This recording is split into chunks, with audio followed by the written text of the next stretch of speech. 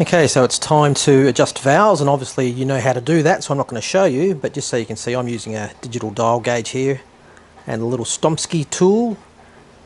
And as you can see, I've got exactly 0.1 of a millimetre. So I've adjusted all four valves, four rocker arms, to have a 0.1 of a millimetre valve clearance. Now it's time to set up the camshaft timing tool. So remember, at this stage I've got both dots on my camshafts facing up, so I'm at the top dead centre on cylinder number 1. So this is the Stomsky Racing SR098 tool. I guess that must be the 98th tool he's ever made. I'm not sure how he gets his numbering system. Zero out, zero the gauge. And let's see where we're headed. Let's turn my digital degree wheel on. Will that stick here? Sort of. Yeah, we'll put it on the side there. So as you can see, I've got my digital degree wheel set up. Actually, I might just take you for a little walk. So that's a little digital bevel box that runs to my little doodaddy here on the back of the crankshaft. So that's, I've already checked for top dead centre, and you can use the, I don't know how exact these things need to be, you can use the mark on the pulley, but I have, in the past, I have had a couple of these which were a half to 1 degree out, so I have done this digitally. And again, when you're setting camshaft timing, you sort of want to aim for as much precision as you possibly can, so that's why I use the digital doodad. Is try to rotate. Now I just wish I could get both of those things in focus, but I don't think I can. Anyway, you can see that zero. I'm now going to rotate the crankshaft 360 degrees.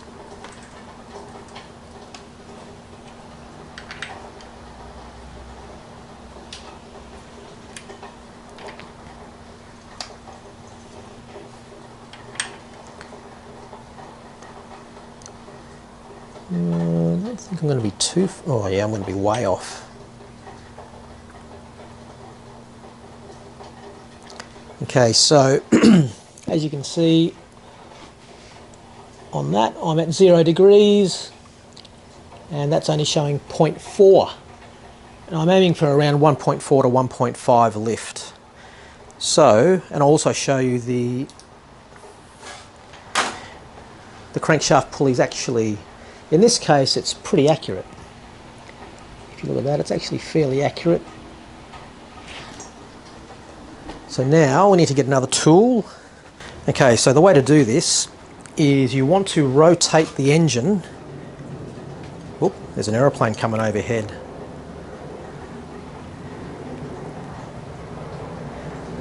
Bloody aeroplanes. Let's pause this. Okay, we want to rotate the engine until we reach the desired amount of lift on the camshaft. So let's keep going until we get to our, let's aim for 1.5. Okay, and so I'm 15 degrees away on the crankshaft. So now we're going to loosen the bolt.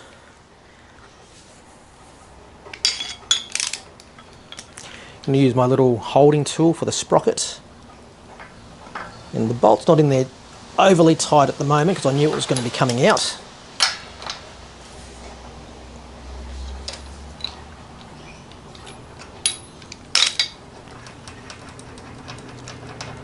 You pull the bolt out, and then just use an M5 thread. I'm going to pull that little locating pin out.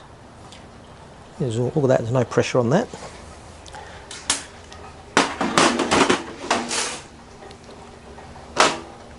And now that the locating pin has been removed, what we're going to do is we're going to rotate the crankshaft back until that gets to 0.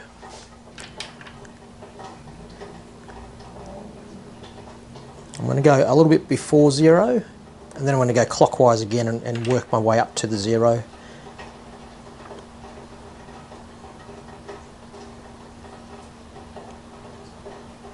Okay, so I'm at 0 on the crankshaft.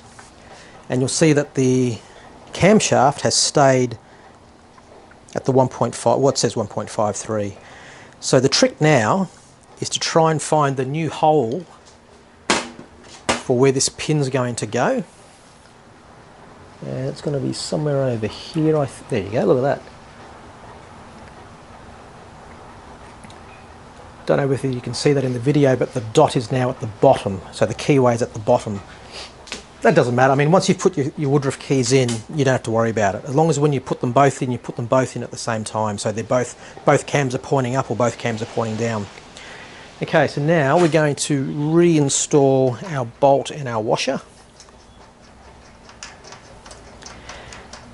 And this is the hard part. We're going to set our torque setting. The internet knows what the torque setting should be, so I'm not going to tell you. I'm sure if I tell you, you'll tell me something different. And I'm just going to set up my camera, because what we want to do...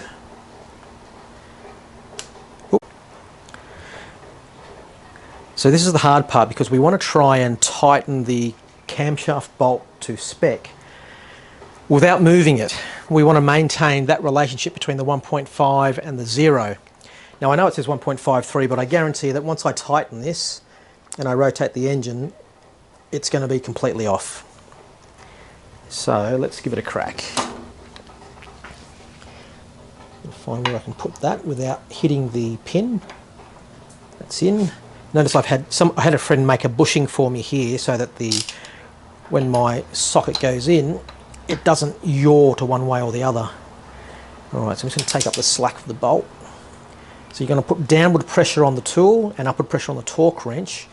And in theory, if you do it at the same time,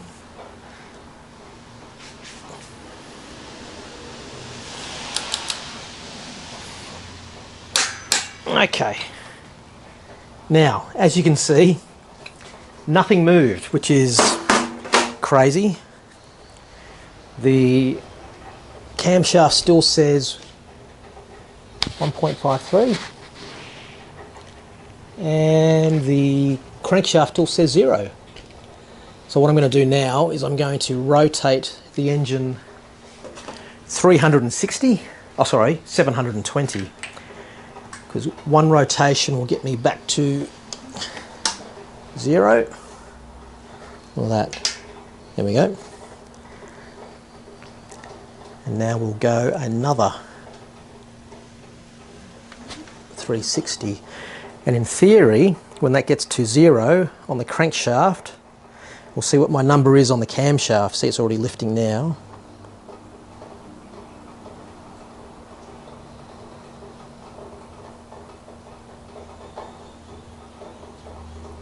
Okay, so I'm at 1.47 on the camshaft. Oh, crankshaft just didn't quite get to 0. If I leave the weight of the wrench in, oh, got a little bump. Stay at 0. I'm trying to make a video here. So, crankshaft is at 0. Camshaft is at 1.47. So my target was somewhere between 1.4 and 1.5. What I'm going to do is just write down 1.47 on my board. And whilst we have a target for the camshaft on the left and the right, what's more important is that left and right are actually very, very close to each other. Okay, so now we've done the left-hand camshaft, we can remove the tool from this side.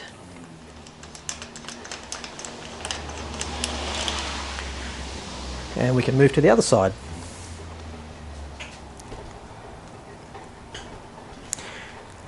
Now I've already set the valve clearance on this side to 0.1 of a mil.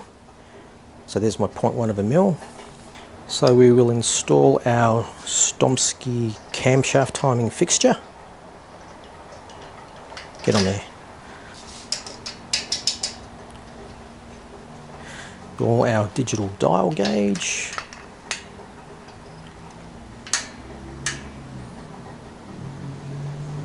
and we will zero, I'll just zero that out.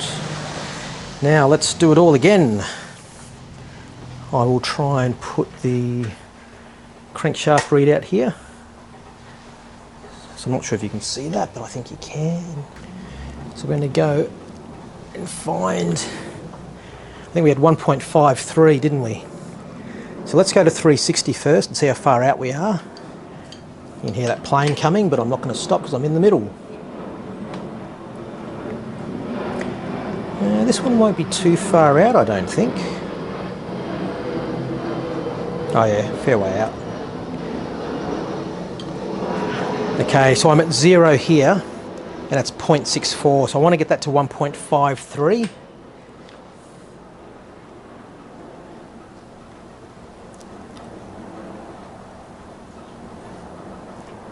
.54.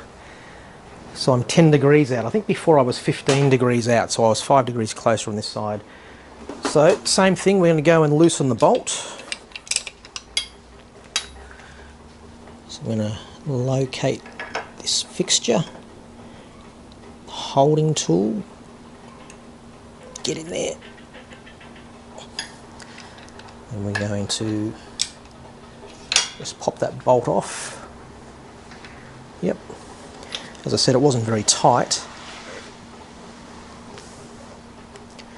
One of the things to keep in mind when doing this procedure is that there is a bit of slop inside each hole, so you don't have to move the pin every single time. Like if you're very, very close on your measurement, usually you'll find that if you loosen the bolt and then you can actually rotate the camshaft several degrees, or the crankshaft several degrees without affecting the camshaft timing. So you can dial it in without having to move the pin. So we're going to go in there and remove our pin. Notice that the camshaft's, the dot's at the top. And now we will back up the crankshaft at 10.5 degrees here, and that shouldn't move, because the sprocket's just rotating on the camshaft. Okay, so I'm back well before 360. I'm now going to go and approach top dead center again on the crankshaft.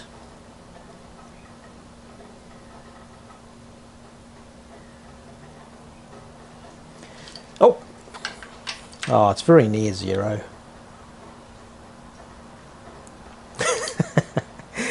I'm going to live with that 0.1 of a degree. And let's find the new hole. I can't see with the camera in the way. I think it's going to be here. Yep.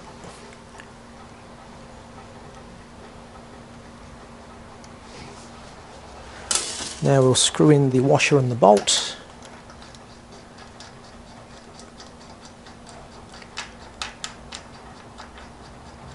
Important to remember that the pin is just to locate, but the impressively high torque spec on the bolt is what locks the sprocket to the camshaft, in theory.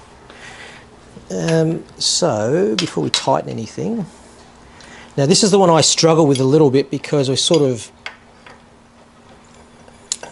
just the way your arm has to rotate, it's just a little bit. I want to go to this one, I think. Alright, here we go. So trying not to move anything. So let's take up the slack first, gently.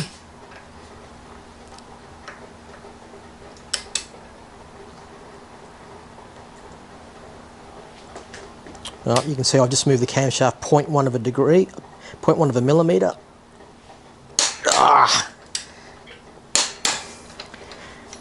Alright, let's pull this guy out.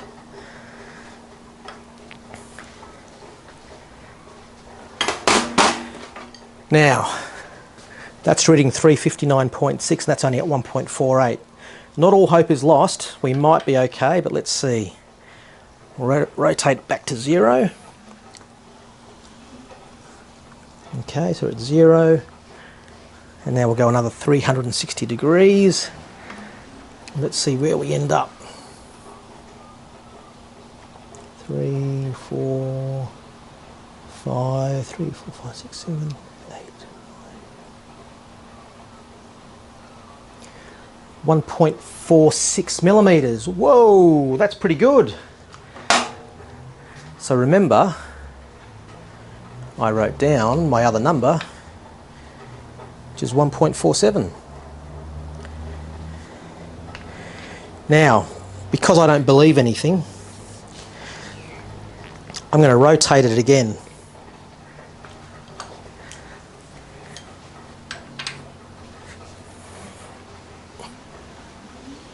Back to 0, and then coming up to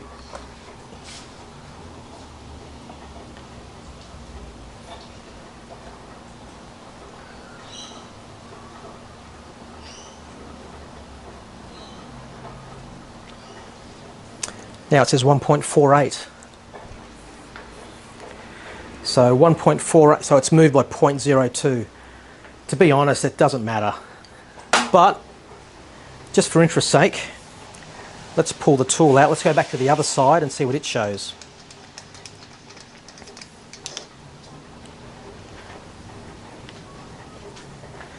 I think the specification from Porsche, I think, well, I'm not sure if there is a spec, but I think it's generally regarded to try and be within 0.05 of a millimetre. Let's put the bevel box back over here. Can you see that? I think you can. Now, let's rotate our engine again.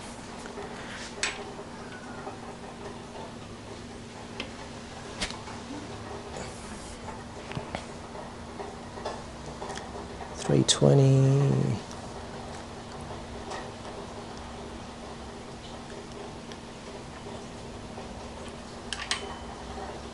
Getting, ooh, 359.3 of a degree. There you go. Left hand side is still saying 1.47, 0 degrees.